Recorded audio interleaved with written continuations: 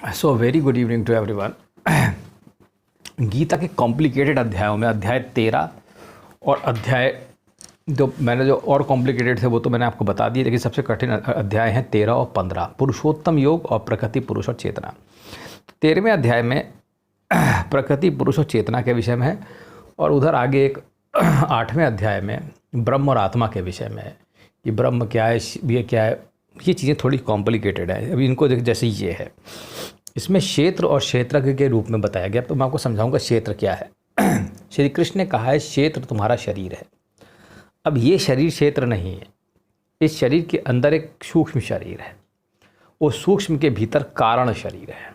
ठीक है, तो इन सारे शरीरों को जान लेना ज्ञान कहलाता है। तो यह क्षेत्र हैं। ठीक है, जैसे जैसे अंदर घुसते जाओगे तो ये शरीर अंदर आते जाएंगे, और सबसे आखिरी में इसमें कहीं आत्मा मिलेगी। ठीक है, तो ये जब जितनी भी लेयर्स हैं बॉडी के अंदर, तुम्हारी सबटेल बॉडी, उसके अंदर कारण शरीर, तो वहाँ उसके अंदर जाकर के कहीं आत्मा बैठा हुआ है। तो ये जो क्षेत्र है इनको जानना, और फिर क्षेत्रज्ञ को जानना। क्षेत्रज्ञ ये इसको कहा भी जाता है। क्षेत्रज्ञ कौन है? देखो, क्षेत्रज्ञ जीवात्मा है। ठीक है, जो जीवात्मा इस पूरे शरीर में फैला है और जो ब्रह्म के अधीन है। ठीक है, और ब्रह्म परमेश्वर के अधीन है। ऐसे ऐसे इनकी हायरार्की है। परमेश्वर के अधीन ब्रह्म है और ब्रह्म के अधीन तुम्हारी जीवात्मा है। ठीक है, उसी को क्षेत्रज्ञ कहा जाता है। अगर तुम उसको जान जाते हो, यानी कि सेल्फ को जानना। ठीक है, वो भी सेल्फ है, वो आत्मा है। ठीक है, वो भी सेल्फ इल्यूमिनेटेड है, बिल्कुल उसमें वही सब गुण है। मैंने आपके दूसरे अध्याय में आत्मा के विषय में आपको समझाया है। ठीक है, और अभी मैं अष्टावक्र पे भी बनाऊंगा एक सीरीज़, 2-3 उसके जो महत्वपूर्ण पॉइंट्स हैं। तो यही मेन इसका कंसेप्ट है कि क्षेत्रज्ञवाद, और क्या कि तुम्हारे ये हैं मतलब परा अपरा प्रकृति क्या है, और पंच महाभूत, मतलब ये कुल मिलाकर के ये सांख्य योग का पाठ है, 13वां अध्याय। ठीक है, अब इसमें पंच महाभूत, इनसे जुड़े हुए जो तन मात्राएँ हैं, इस पर मैं कई सारे वीडियो पहले बना चुका हूँ। ठीक है, कि कितने एलिमेंट्स हैं नेचर के सांख्य योग पर, तो उसको आप पढ़ सकते हैं। और इन सब में फिर इन्होंने गुण बताए हैं कि मैं इसे ज्ञान घोषित करता हूँ, इसे अज्ञान घोषित करता हूँ, इस विषय से उन्होंने बताया है। इन्होंने ये चीज़ यहाँ पे बहुत अच्छी क्लियर की है परमात्मा के विषय में, कि उसके हाथ पाँव आँखें सिर तथा मुँह तथा कान सर्वत्र हैं। इस प्रकार परमात्मा सभी वस्तुओं में अवस्थित है।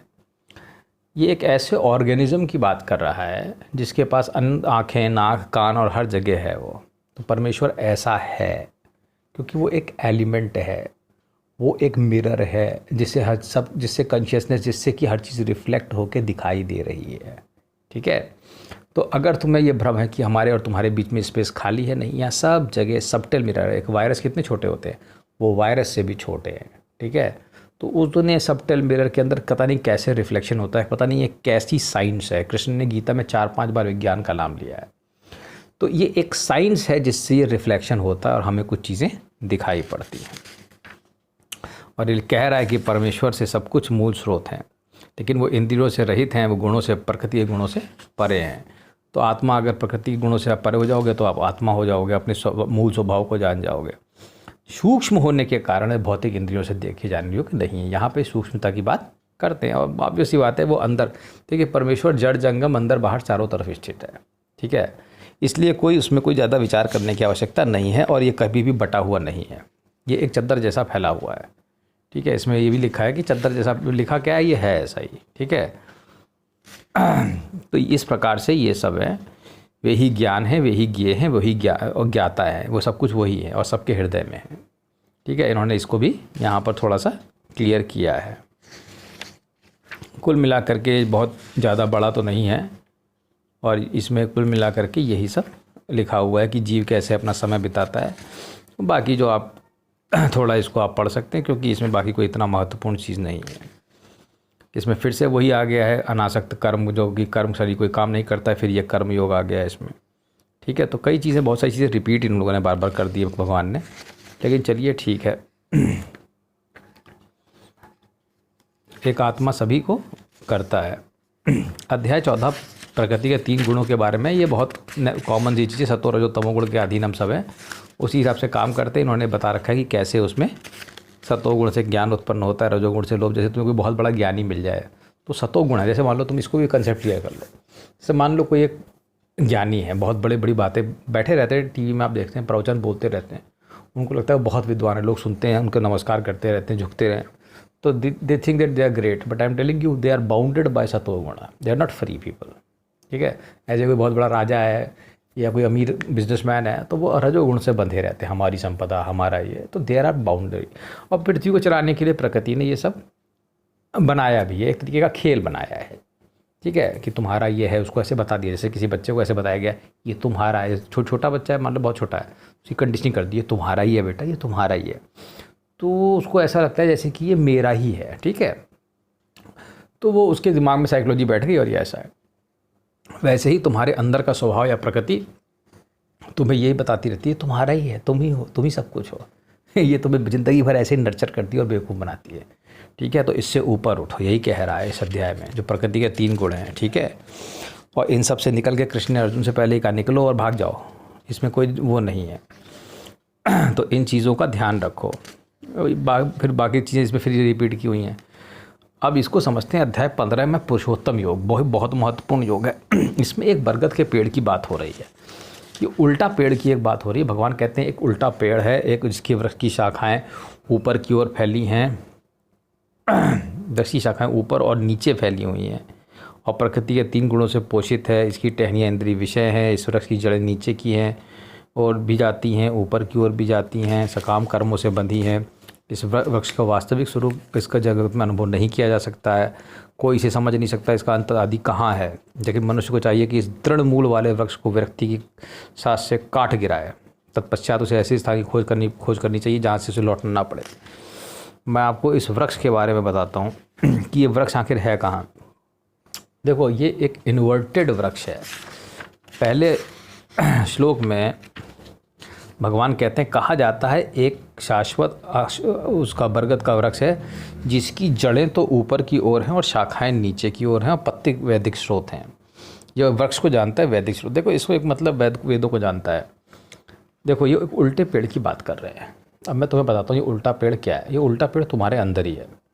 तुम ऐसे कल्पना करो, उल्टा एक पेड़ है। ठीक है, तुम्हारे खोपड़ी में कितने न्यूरॉन्स हैं? बिलियंस न्यूरॉन्स हैं, बिलियंस न्यूरॉन्स हैं ना। तो ये जो न्यूरॉन्स एक्चुअली में जड़ें हैं ये। ठीक है, ये विषयों से पोषित हैं। ये प्रकृति के जब अधीन हो तो इसको ऊपर से पोषित किया जाता है। जो तुम सोचते हो, जो विचार जो मन में आते हैं, कहाँ से आते हैं? ये सब सिस्टम है। तो ये जड़ है, ये समझे, ये दिमागी जड़ है। पेड़ की जड़ से कल्पना करो कि जड़ें निकली हुई इसमें। ठीक है, अब ये जड़ें जो हैं ये ऊपर से पोषण ले रही हैं विषयों का। तो ये मन जो बता दो, तो इंद्रियां उसी हिसाब से काम कर रही हैं। ठीक है, ये पोषित ये ऊपर से ही है, नीचे से अंदर से पोषित नहीं होती है। और ये जो तुम्हारे शरीर में बाकी नाड़ियाँ बह रही हैं, ये ब्रांचेस हैं इसकी। और अगर इस पेड़ के बारे में तुम्हें और डिटेल में पढ़ना है कि कैसे इसके वैदिक स्रोत हैं, कैसे क्या है, तो तुम श्रीमद् भागवत में पढ़ सकते हो। श्रीमद् भागवत के मेरे ख्याल से दूसरे स्कंद में जो इसका दूसरा पार्ट है, उसमें ये समझाया गया है इस पेड़ के बारे में पूरी डिटेल में। मैंने कई बार पढ़ा है उसको। ठीक है, कि कैसे ये पेड़ उल्टा है और ये कैसे पोषित होता है। तो इस प्रकार से इस पेड़ के बारे में जो जानता है वो भगवान को जानने वाला। वैसे वो वेदों का स्रोत कहते हैं। अब इसमें बाकी जो चीज़ें हैं भगवान अपने ही बता रहे हैं कि मैं वो सब बार बार रिपीटिशन है, मैं सबके हृदय में हूँ। तो तीनों लोगों का पालन कर रहे हैं, मैं परम पुरुष हूँ। वैसे इसमें ज़्यादा श्लोक नहीं है, 20 श्लोक है। देखो, इसमें बस एक ये महत्वपूर्ण श्लोक है 19वां, जो कोई भी मुझे संशय रहित होकर पुरुषोत्तम भगवान के रूप में जानता है वह सब कुछ जानने वाला है। देखो, यहाँ पे इसने कह दिया संशय रहित होकर, असमूढ़ा शब्द का इस्तेमाल इन्होंने किया है। तो पुरुषोत्तम योग में यही है कि इन्वर्टेड बरगद का पेड़ देखो और संशय रहित होकर परमेश्वर को जानो। बाकी सब कुछ उन्होंने जो पहले चीज़ें बताई गई हैं उसी को इन्होंने रिपीट किया है। अब दैवी असुरी स्वभाव ये अगला है। इसमें कुछ खास बात नहीं है। जो इसको मारेगा, नरक के 3 द्वार हैं, काम क्रोध लोभ, ये सब नॉर्मल चीज़ें हैं। श्रद्धा के विभाग, सत्वगुणी श्रद्धा, रजोगुणी श्रद्धा, दान का विभाग होंगे, दान कैसे देना है ये सब लिखा गया है, कैसा भोजन करना है ये सब है। आखिरी में भगवान में देखो कुल मिला जुला करके आखिरी में मैं तुम्हें बता देता हूँ। उन्होंने आखिरी में कहा यत्र योगेश्वर कृष्ण यत्र पार्थ धनुर्धरो तत्र श्री विजय भूति ध्रुव नीति मर्तम। ठीक है, जहाँ योगेश्वर कृष्ण है, जहाँ परम धनुर्धारी अर्जुन है, अर्जुन तुम खुद हो, वहीं विजय ऐश्वर्य लौकिक शक्ति नीति है और निश्चित रूप से रहती है, ऐसा इनका मानना है। और आखिरी में मैं तुम्हें बता दूं, मन मना भव मद भक्तो मद्यादि मन नमस्कुरु ममैव शशि युक्तात्मने परायण अपि। मन मना मेरे मन वाला हो, मुझे नमस्कार कर। नमस्कार इसलिए कर ताकि अहंकार गिराए, ठीक है, अहंकार खत्म हो। मन मना भव मद भक्तो मद्यादि व नमस्कुरु, मद भक्तो मेरा भक्त बन, मद्यादि व नमस्कुरु मुझे नमस्कार कर, तो तुम मुझ में ही रहेगा। ठीक है, मन मना भव मद भक्तो मद्यादि मन नमस्कुरु निवेशसी मय्यवत ऊर्ध्वम न संशय। इसमें संशय नहीं है कि तुम परमेश्वर में ही रहेगा। यही सब कुछ आखिरी सार है। भक्ति श्रेष्ठ है और परमेश्वर की कृपा ही सर्वोत्तम है। मैं तुम्हें बता दे रहा हूँ, केवल कृपा से उसे प्राप्त किया जा सकता है, किसी प्रयास से नहीं। बस, धन्यवाद।